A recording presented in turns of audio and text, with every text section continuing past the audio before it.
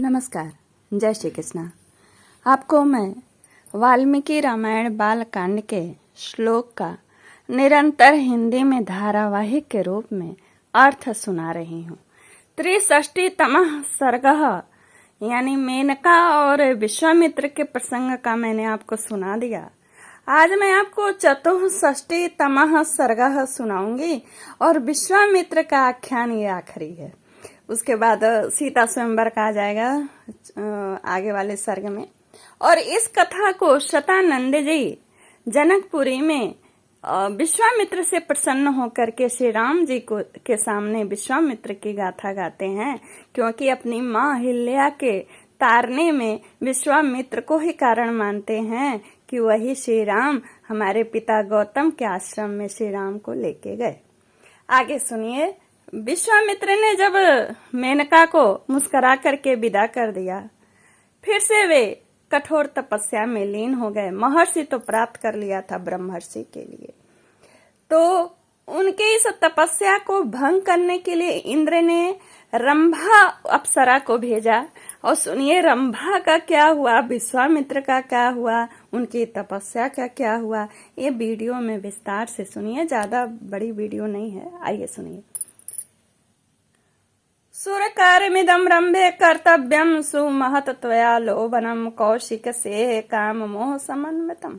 इंद्र बोले, रंभे, देवताओं का एक बहुत बड़ा कार्य उपस्थित हुआ है, इसे तुम्हें ही पूरा करना है।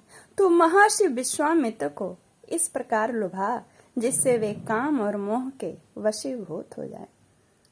तथोक्ता साप सराराम सहस्राशेण धीमता व्रीडिता प्रांजलिर्वाक्यम प्रत्युवाच सुरेश्वरम। श्री राम शतानंद जी कहते हैं, श्री राम, बुद्धिमान इंद्र के ऐसा कहने पर वह अप्सरा लज्जित हो हाथ जोड़कर देवेश्वरेंद्र से बोली, सुरपते, ये महामुनि विश्वामित्र बड़े भयंकर हैं देव। इसमें संदेह नहीं है कि ये मुझ पर भयानक क्रोध का प्रयोग करेंगे। अतः देवेश्वर, मुझे उनसे बड़ा डर लगता है। आप मुझ पर कृपा करके श्री राम डरी हुई रंभा, शतानंद जी कहते हैं, श्री राम डरी हुई रंभा की इस प्रकार भयपूर्वक कहने पर सहस्त्र नेत्रधारी इंद्र हाथ जोड़कर खड़ी और थर थर कांपती हुई रंभा से इस प्रकार बोले, रंभे, तू भय न कर, तेरा भला हो, तू मेरी आज्ञा मान ले। वैशाख मास में जबकि प्रत्येक वृक्ष 9 पल्लों से परम सुंदर शोभा धारण कर लेता है, अपने मधुर काकली से सबके हृदय को खींचने वाले कोकिल और कामदेव के साथ मैं भी तेरे पास रहूंगा। त्वं ही रूपम बहुगुणम कृत्वा परम भास्वरम तामृषिम कौशिकम भद्रे भेदयस्व तपस्विनम। भद्रे, तू अपने परम कांतिमान रूप को हाव भाव आदि विविध गुणों से संपन्न करके उसके द्वारा विश्वामित्र मुनि को तपस्या से विचलित कर दे। सा श्रुत्वा वचनम तस्य कृत्वा रूपमनुत्तमं लोभयामास ललिता विश्वामित्रम सुचिस्मिता। देवराज का यह वचन सुनकर उस मधुर मुस्कान वाली सुंदरी अप्सरा ने परम उत्तम रूप बनाकर विश्वामित्र को लुभाना आरंभ किया। विश्वामित्र ने मीठी बोली बोलने वाले कोकिल की मधुर काकली सुनी।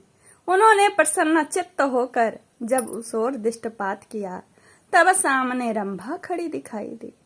कोकिल के कलरव, रंभा के अनुपम गीत और अप्रत्याशित दर्शन से मुनि के मन में संदेह हो गया। समझ गए कि देवराज का वह सारा कुचक्र उनकी समझ में आ गया। भगवान, फिर तो मुनिवर विश्वामित्र ने क्रोध में भरकर रंभा को शाप देते हुए कहा, दुर्भगे रंभे, मैं काम और क्रोध पर विजय पाना चाहता हूँ और तू आकर मुझे लुभाती है। अतः इस अपराध के कारण तू 10,000 वर्षों तक पत्थर की प्रतिमा बनकर खड़ी रहेगी। रंभे, शाप का समय पूरा हो जाने के बाद एक महान तेजस्वी और तपोबल संपन्न ब्राह्मण यानी ब्रह्मा जी के पुत्र वशिष्ठ मेरे क्रोध से कलुषित तेरा उद्धार करेंगे। ऐसा कहकर महातेजस्वी महामुनि विश्वामित्र अपना क्रोध न रोक सकने के कारण मन ही मन बहुत दुखी हुए, क्योंकि सारे काम क्रोध मद लोभ पर विजय पाते तब वे ब्रह्मर्षि बनते। लेकिन बेचारे का क्रोध आ गया तो आगे देखिए क्या होता है। मुनि के उस महाश्राप से रंभा तत्काल पत्थर की प्रतिमा बन गई।